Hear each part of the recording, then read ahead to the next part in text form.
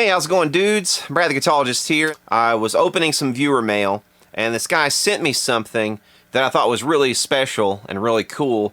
And so what I'm going to do in this video, I'm going to show you the box opening, and then after that, we're going to basically make over my Fender Telecaster, American Standard Telecaster that I've had on this channel for a while.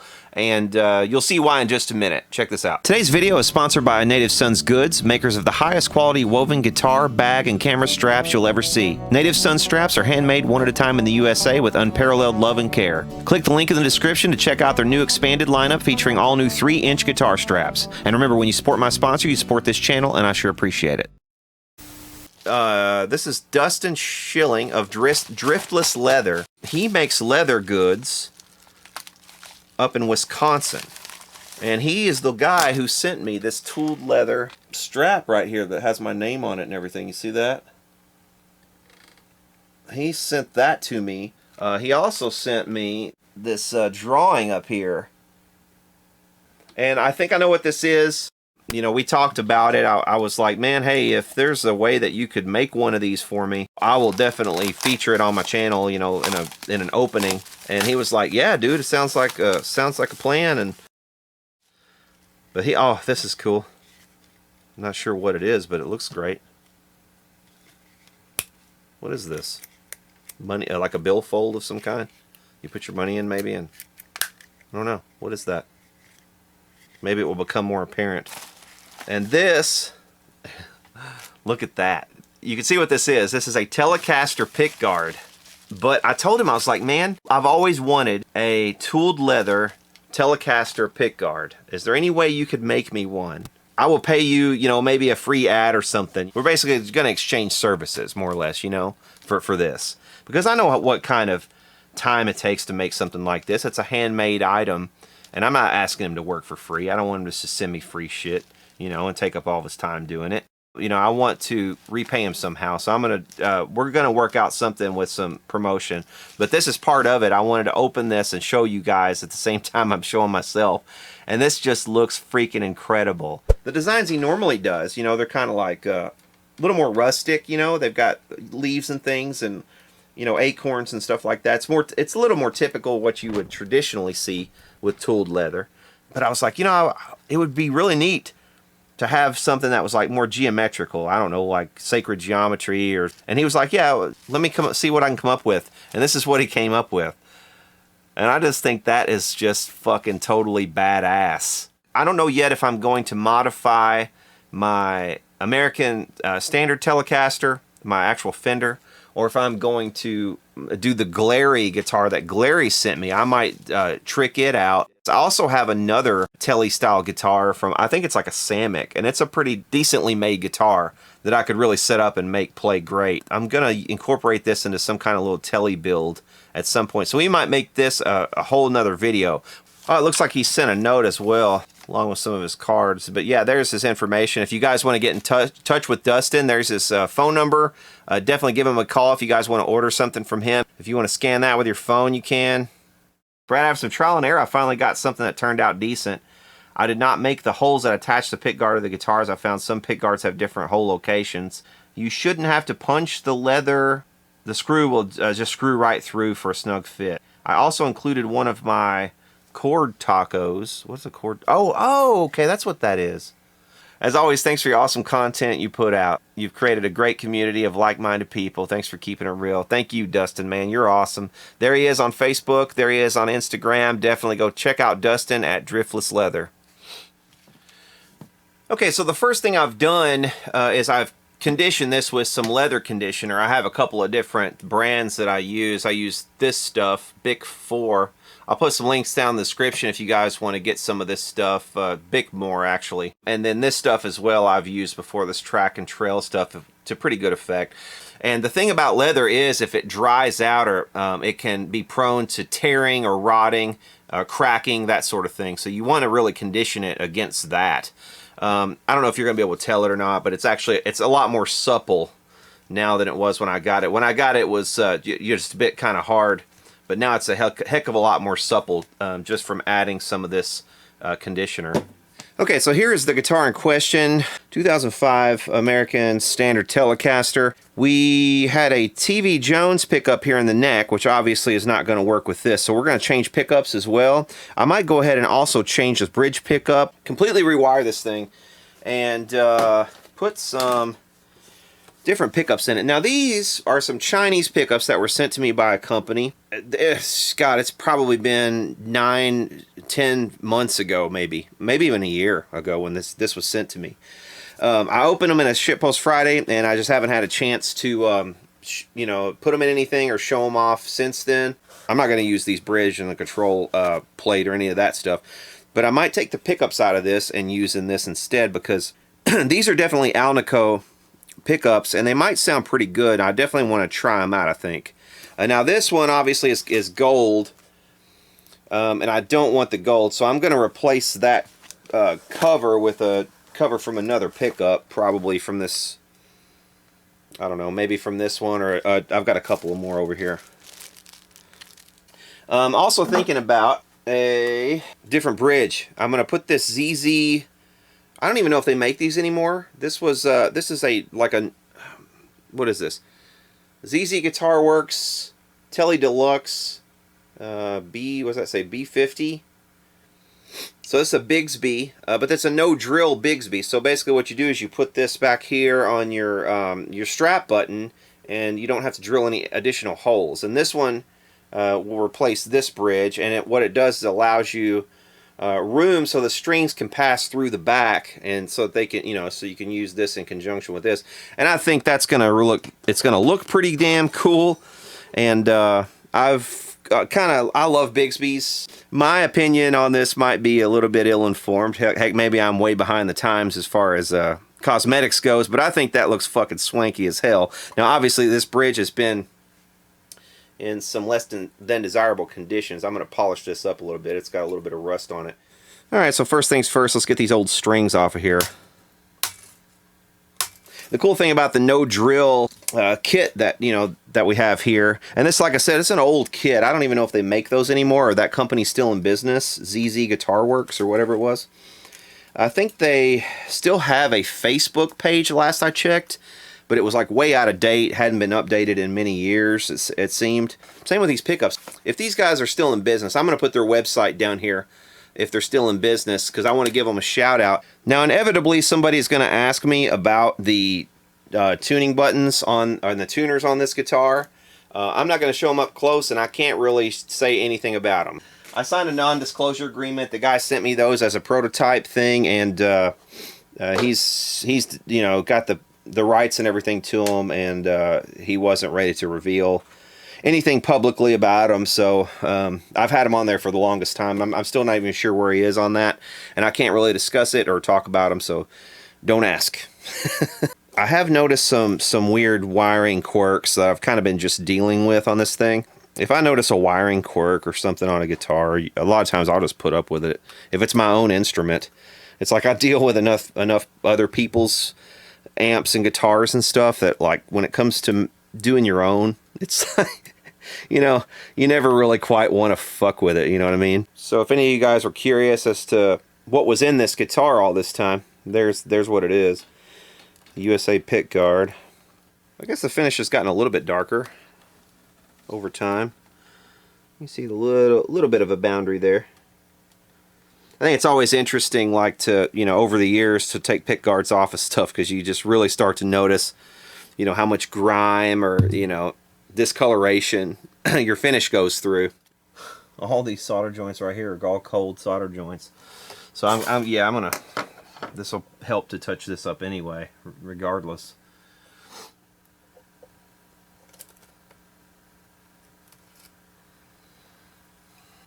Okay, I just want to check the fit of this, because it seemed like it might have a little bit of trouble getting up under the neck, which it's a tight fit, but it will go under there. Looks like it's going under on this side, but it's not wanting to go under up here. There it goes. All right, the bridge pickup's going to come out also, so let's go ahead and remove it. It just fused to the body. What's going on? Oh, there. Oh, okay. I guess it was with that. STK3TB or T3B bridge pickup. This has got, this is a double stack. This is, okay, I think this is a double stacked pickup. You can see the thickness there of that pickup. We may put that back in. It's a pretty nice pickup. I have enjoyed having it in there.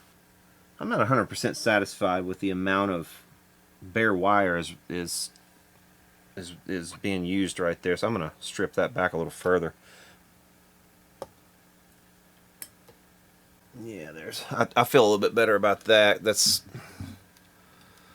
like more exposed wire there now. There wasn't very much before, so. Alright, polish that up a little bit. I think that looks a little bit better. Got some of the dirt and grime off of the edges. You know, of course, you get all that stuff accumulates right on the edges of everything, the pickguard and everything. But yeah, you can kind of see a little bit of discoloration there, I guess. It's not too bad. I'm gonna have to, yeah, do some fret work. Look at the state of these frets. And I've known about this a little while, but you know, again, this is one of those things that's like when it's your guitar, you know, you just kind of deal with it. They're worn for sure, and need a fret leveling, crowning, polishing, all that stuff. So we will probably go ahead and do that too while we have this off. I don't know, I may even just refret it, hell. Okay, so slight change of plan here. I had, well, originally I wanted to use the pickup out of that kit right there because it had AlNiCo magnets. I had a couple of other alternatives. I had this one, which was out of a Mexican Telecaster. I've removed the cover off of it. And I had this one also, which is a Chinese something or other probably. And it's a ceramic magnet. And then this is the one out of that kit. This is the cover that was on the Mexican Telecaster, the Fender. There is a little bit of potting here on the top, a little bit of wax, but I'm going to add some wax to try to hold it in a little bit tighter so that it doesn't, you know, doesn't move around on there at all. So in order to do that, I'm going to light a candle here and let it burn for a second.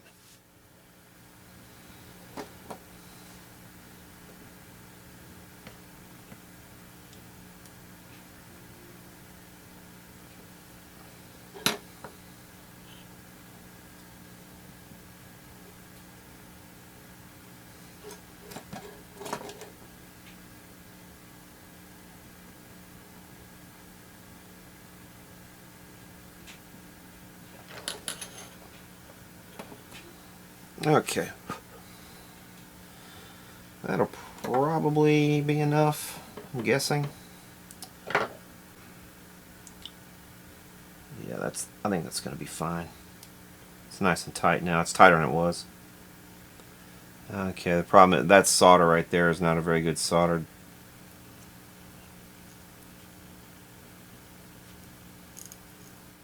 That's not really meant to be a structural thing. That's meant to be more of just a grounding thing, but I think as long as it doesn't wiggle too much, it should be okay. But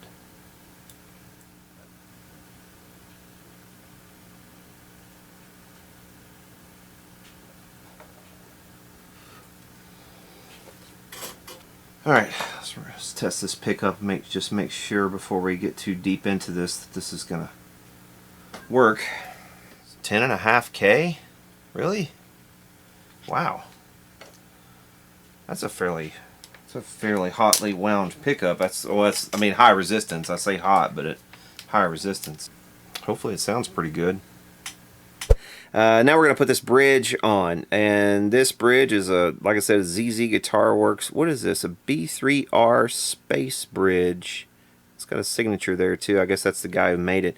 This came with a lot from a music store that had closed down. I guess the stuff had sat in storage for a while, and some mice had gotten in like amongst the stuff, and I guess kind of peed on this maybe here or there. But it's got a little bit of flaking on the chrome, but I mean, it still is going to look pretty good. But we're going to get this pickup in now, the bridge pickup. I think I'm going to stick with the Seymour Duncan.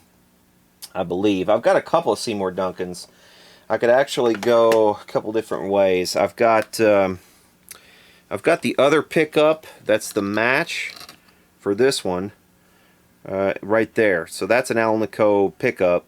I guess I could measure these and kind of maybe give me a little bit more of an idea. I've also got this one is a Mexican. I probably won't use this. This is out of a Mexican Telecaster, I think. And it's a ceramic magnet on that one. I've got, again, that's the original one that I had in here. And I've got this Seymour Duncan, which is a dual, it's a humbucker. What is this? A T59C. So you know, if I wanted to go that route, I guess I could. I could go humbucker. This is a dual. I think this one is actually humbucking as well. It's got 1, 2, 3, 4. It's got 5 leads.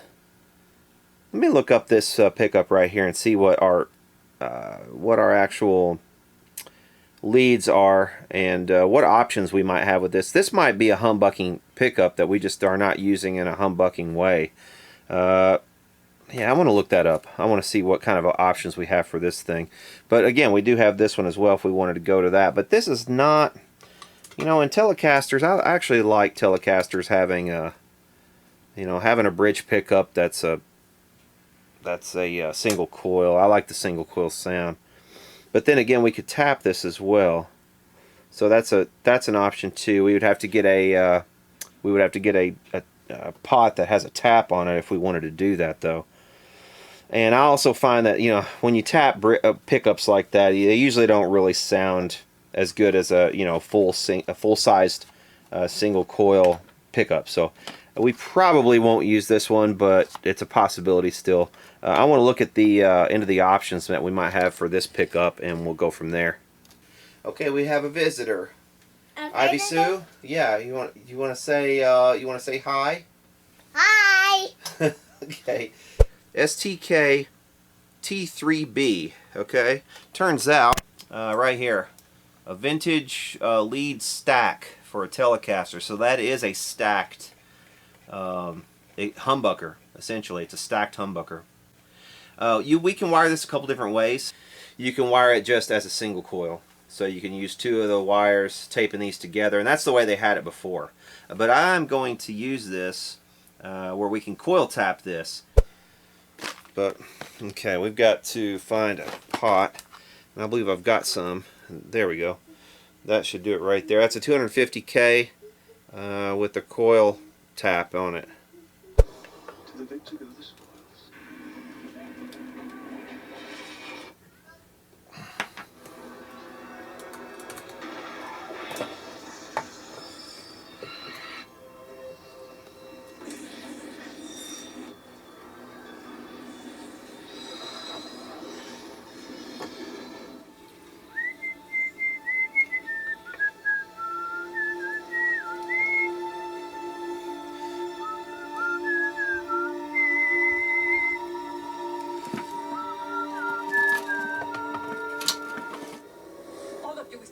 You're killing your death for what?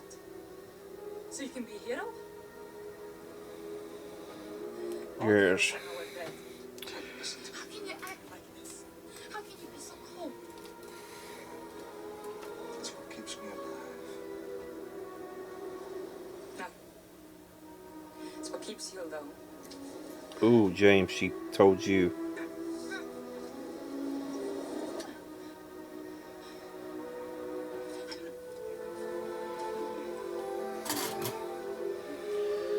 Damn it, James.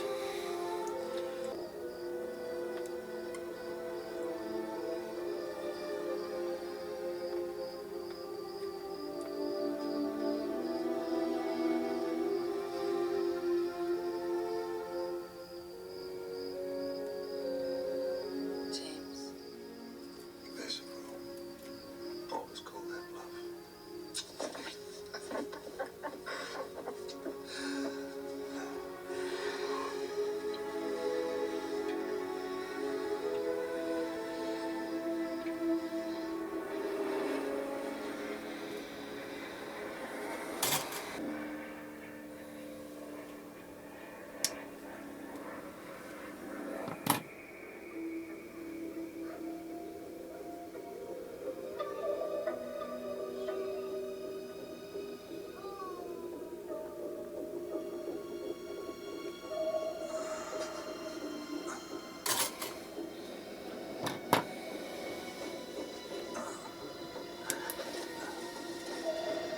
Of course it would fall under the pickguard. Falls under the fucking pickguard. What are the odds of that? Is the satellite in range? 6 minutes. Prepare the dish. 6 minutes. I have not finished.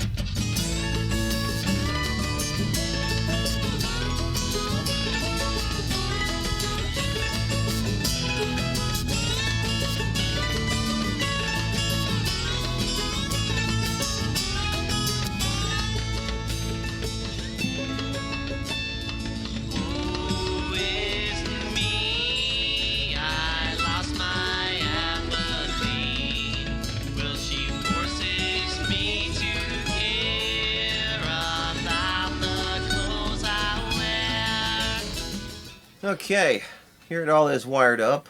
I am going to test it, of course, before we do anything further.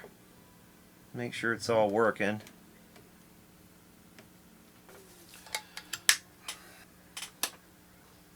Oh, so.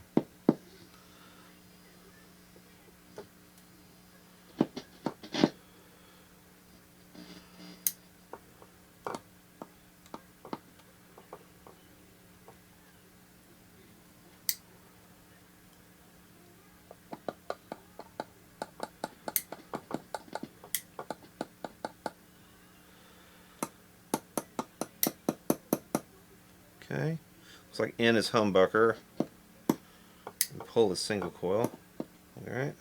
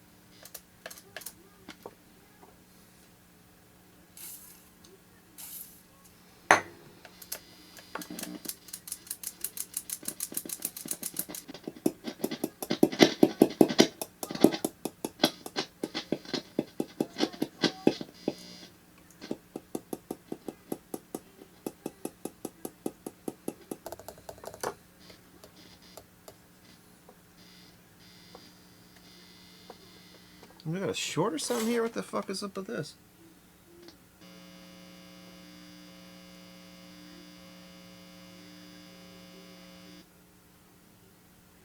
Oh, come on.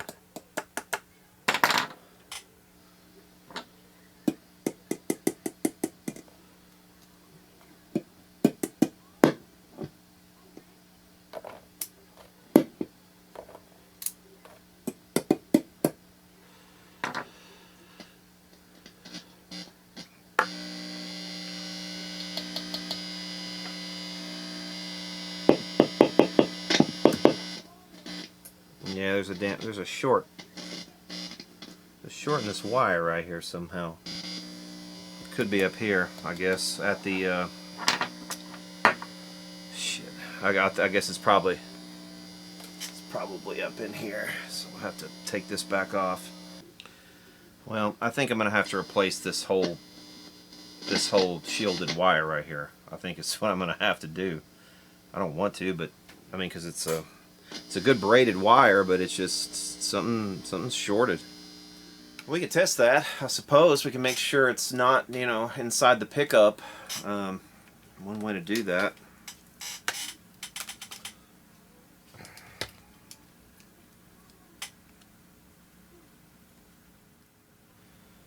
Yeah, it would be between the red wire and ground.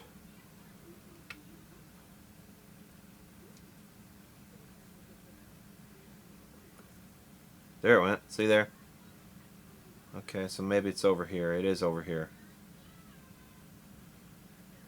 That's right. So it's like it's on the switch. Well, at least we know it's not on the pickup end. Okay, so the electronics are all done with this, and taking the neck off, and I'm going to go ahead, I think, and whoops, I think I'm going to go ahead and level and crown these frets. These frets are in pretty bad shape, so I'm going to level and crown these. This also gives me a chance to check out what's under here. May 12th, 2005, and then we got February 18th, 2005.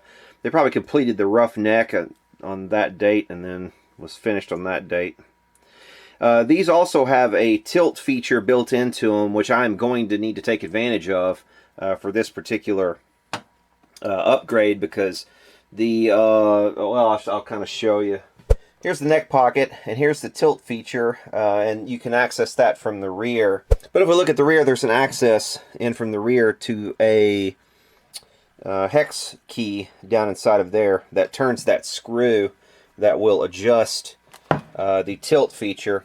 And again, we're going to have to take advantage of that, because we're going to need to jack the neck back a little bit so that we can raise these saddles so that we can get good break over the saddle and then down into our Bigsby. So we'll take care of that here in a little bit, but first I want to turn our attention to this neck. You'll see a lot of people approach work like this in different ways. I don't get real fancy with it. I just kind of make sure that the neck is pretty straight, which this one is, and then I just take my leveling plane and just level it.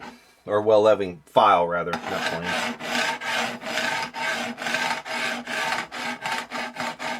And I basically want to take out enough material where I get down past these little divots that have been worn into these frets.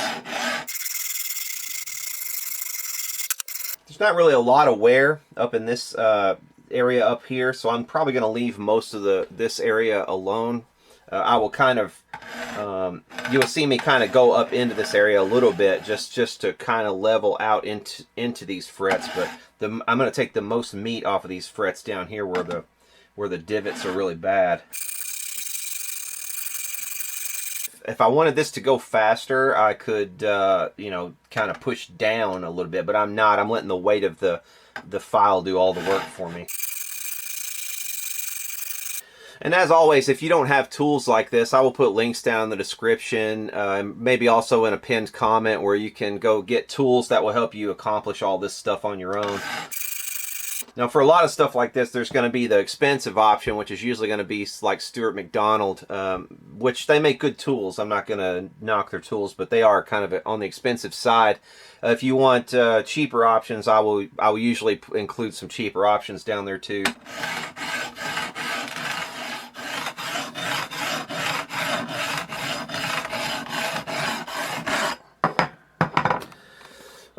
Okay, you can see most of these divots are gone, but we've still got a couple of little areas where we can see just a little bit of low spot. Like right there's a little low spot. That's the one I'm trying to get out now, mainly. Looks like we've gotten most of these down here off this first fret, which were the worst, and then the second fret was pretty bad. And the third fret, really the first three frets were the worst, and those are mostly gone. There is that one little area. Let's see, there's the one, yeah, you can see it there now real well. One little area there, one area right there that's low. The rest of that fret looks pretty good. The rest of this fret looks pretty good with the exception of that little divot. Okay, after a little bit more filing, you can see that this divot's still there and it's pretty low. That one's really kind of worn down in there. The problem is you're at an impasse, or kind of a crossroads whenever you're doing stuff like this. It's kind of decision time. Do you want to replace this whole fret, or do you want to keep filing these frets down lower and lower, or do you want to refret the entire thing? Now, you know, if this was a customer's guitar, I might float the suggestion that they either do a partial refret or refret the entire thing, because, I mean, we could change this to like stainless steel frets. Those are really hard to work with, but that's probably the last time this thing will have to be refretted for quite a long time. But, you know, with these frets right here, they will still be okay. And this being my guitar, I'm not that worried about that little divot. And also I can kind of I can kind of blend that in just a little bit with the filing. When I come back to do some filing, I can kind of make those sort of disappear, and you probably won't tell it very much in terms of buzzing or anything like that. I can do the setup to kind of accommodate for that one little low spot right there. So I think that's what I'm going to do on this. It being my guitar, I'm not all that worried about it. It doesn't have to be 100% perfect. I think I'm going to leave that right there. And I've done the entire fretboard. And I'm going to vacuum these little particles because I don't like these being everywhere on my bench.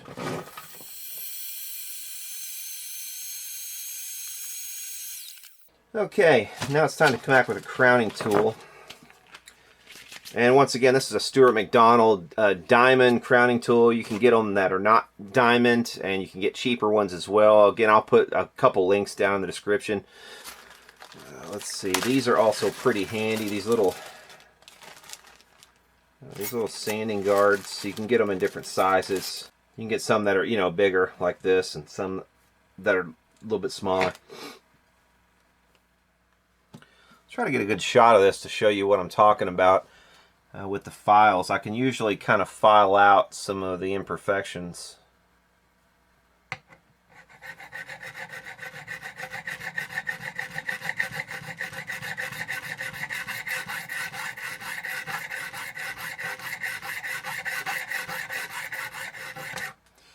Especially during the crowning process, a lot of the divots, if the divot is real close to the edge of the file or the fret, a lot of times that will just disappear anyway. Some people will also mark their frets before they do this stage, and I've never really done that. I've never felt the need.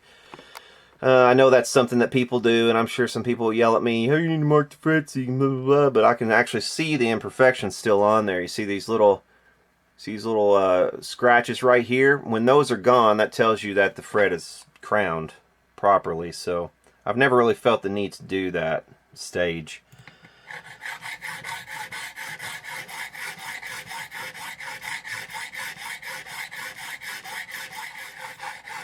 But you can see how easy these frets are to work with. This fret material is just real easy to work with.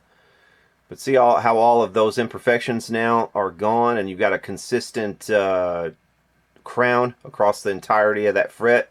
So that fret is done as far as the crowning. Now we're going to try to get this little divot out and see how close we can get to getting it all the way out. I think we'll be able to get most of it.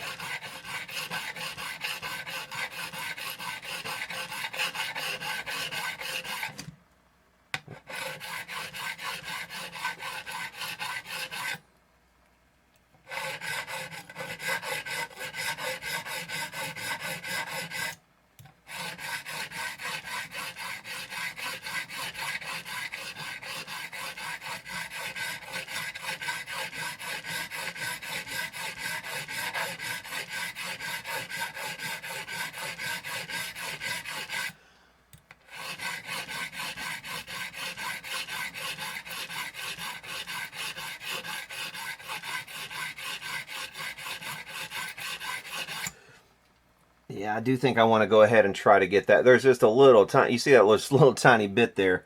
And I'm wondering, I'm going to come back with this stick here in a second anyway. And I'm just curious how close I am to that. Yeah, see, we're very close to getting it all. I'm just gonna crown it until it's gone right there in that spot.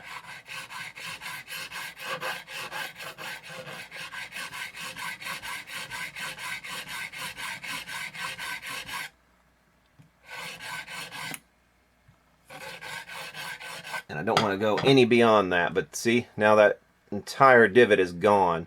Now that's going to be slightly lower, of course, than your next fret up. So you'll have to work that out in the setup process. You know, you'll probably have to raise your action, I mean, ever so slightly just to make up for that, but it's not going to be anything major at all. I keep forgetting which side of the crowning tool I'm using. I should mark it so I don't have to keep doing that.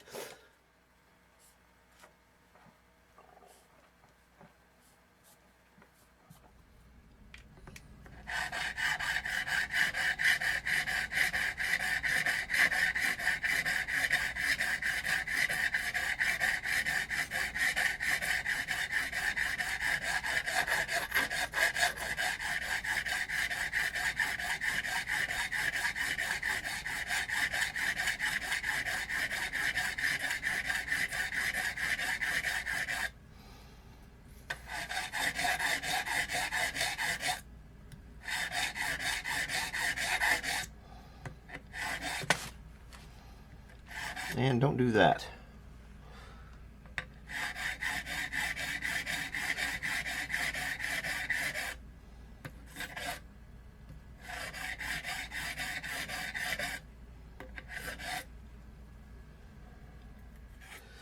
Removing the necks on these Fenders to do this kind of fretwork is has a couple of advantages. Once you get down here to these frets where you normally would be, you know, you would have your tools over the body, you know, you're running a real risk of marring up the body with the tools. One little slip and you could really make a mess out of your top.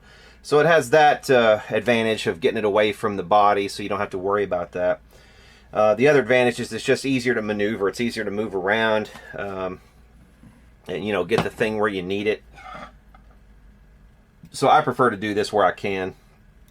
Just remove the neck and do it this way. Now, a lot of people don't do it that way because they'll put it, you know, in this big stabilizing jig and they'll tweak everything and do all that stuff, which is fine.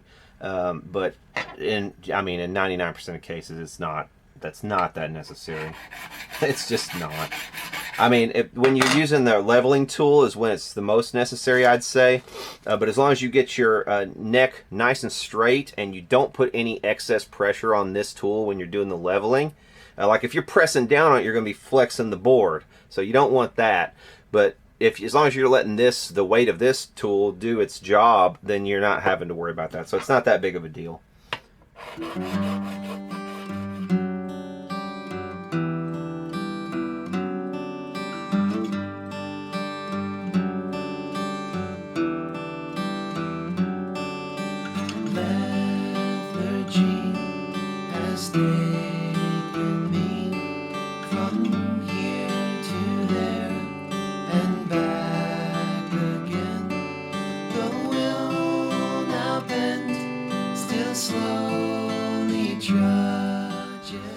You know, one thing I'll say for this kind of work is it's very relaxing. You get to do like anything that you do where you're doing really detailed, any kind of little restoration work or detailed fretwork and stuff like this. You can just kind of get lost in it, you know, and like time kind of flies by. And it's just a good feeling at the end when you look back on it and say, yeah, that's a job well done. You know, you get to pat yourself on the back. But in the meantime, it's kind of meditative, you know, the whole process.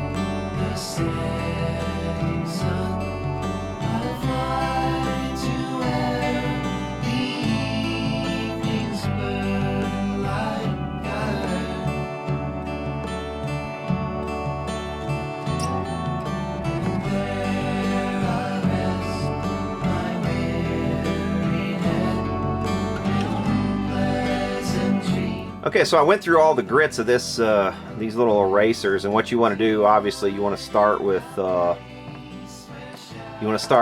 lowest grit first, 220, move up to 400, move up to 800, 1200, and this set goes all the way to 8,000 grit, and this is the result, which I think is pretty decent. They're not perfect. There's a couple with some little imperfections, but I'm not going to fret about those.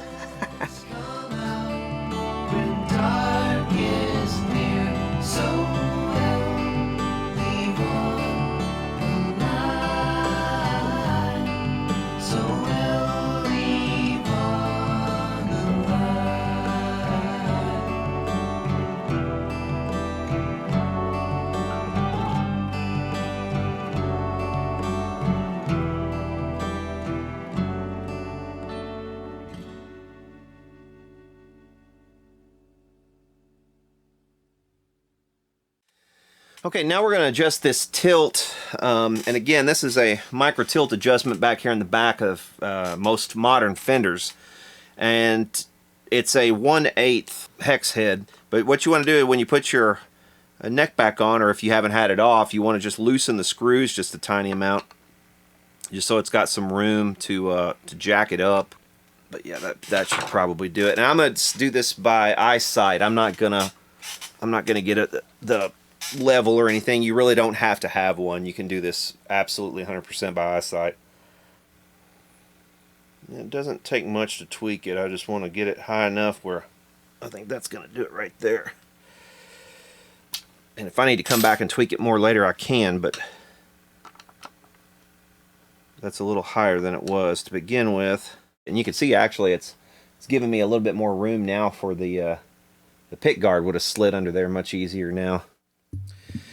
Okay, so this thing is pretty much all but done. I've got the strings on here. I've got it set up. The setup took a little bit longer than normal just because, I mean, also the restringing took a little bit longer than normal because of the Bigsby. But I put some of these DR blues, these 9 to 42s that DR sent me. I like DR strings quite a lot. But I've got these on here. I've identified a couple of issues. One is whenever, and it's not a matter of setup. I mean, it's not a matter of string height, rather. But when I do bends up high on the neck, like right here, here it kind of dies out. But you also hear it kind of makes a little ting. Like as I bend, the string is kind of rolling up onto like another level of the slot down there somehow. And it's just killing, it's just dying out. There's no sustain at all. So I'm going to come in here with a file. I'm going to file that groove out just a little bit. I think that will take care of that. And then I'm going to open this up because I got the polarity backwards, I think, on this. Well, it doesn't matter on whichever of the pickups. But I think I'm going to flop the polarity of this one just so that you see how much weaker it is in that middle position. That's not really where I want it. Now if I pull this out and I split the coil here,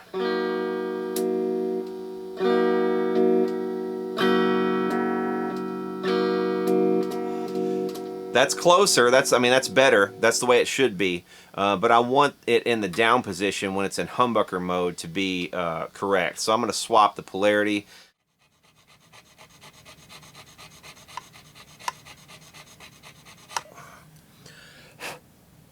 I hate using my good nut slotting tools for this, but it's really the best option I have.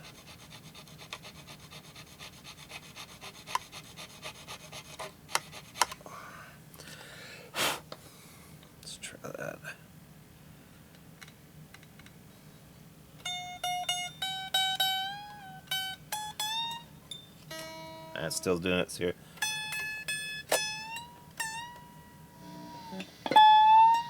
You hear it there? Clink. Clink. Let's try to set it down in a smaller groove.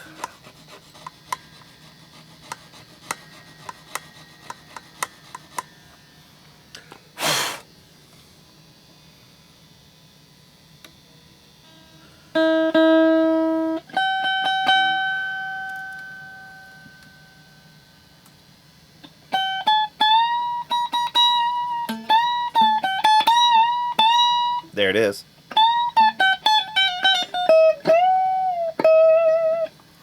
Heck yeah, that'll do it. Okay, so that takes care of that. I've already fixed this problem. As you can see, I was in the middle position right there.